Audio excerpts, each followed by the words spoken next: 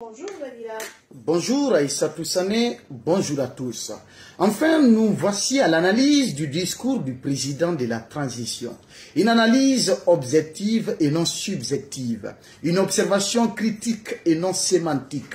Bref, un décryptage citoyen pour coller les mots à la réalité.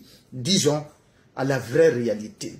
Dans son adresse à la nation, le chef de la transition s'est adressé au peuple souverain de Guinée, y compris ceux établis à l'étranger, sans oublier les personnes alitées qui souffrent du poids de la maladie, et même à ses frères d'armes, dit-il, en mission pour défendre la liberté et la démocratie.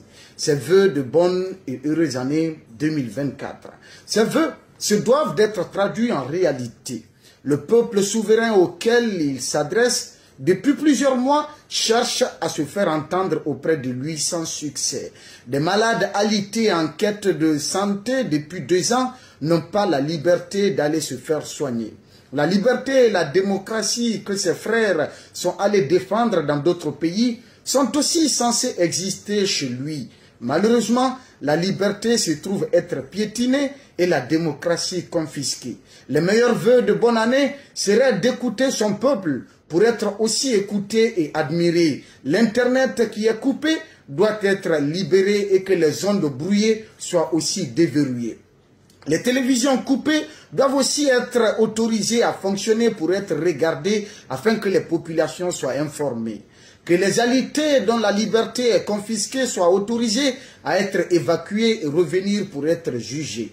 Que les libertés piétinées soient protégées et autorisées et que la démocratie confisquée soit exercée en toute responsabilité et tranquillité.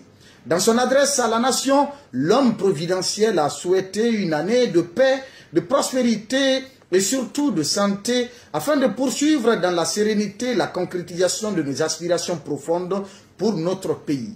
Monsieur le Président, il ne faut surtout pas oublier que la paix se nourrit du pain et que la prospérité se ressent aussi que par la solidarité.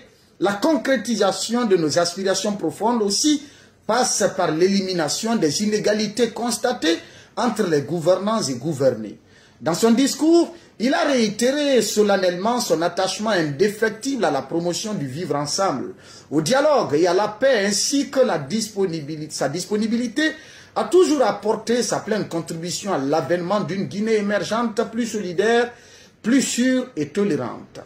Pour créer l'harmonie entre cette volonté et la réalité, Monsieur le Président, il faut impliquer toutes les sensibilités. Le dialogue doit exister entre les autorités et les opposés. La transition est égale à la discussion dans l'inclusion, sans confusion mais avec des concessions, dans l'acceptation après renonciation à des positions. Cela en faveur des propositions de solutions sans effusion ni détention.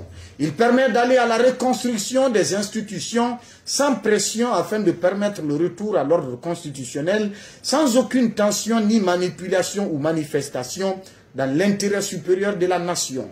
Puisque nous n'avons pas assez de temps, nous vous laissons le temps, Monsieur le Président, vous aussi, d'écouter notre analyse pour aussi l'analyser. La suite, on en parlera.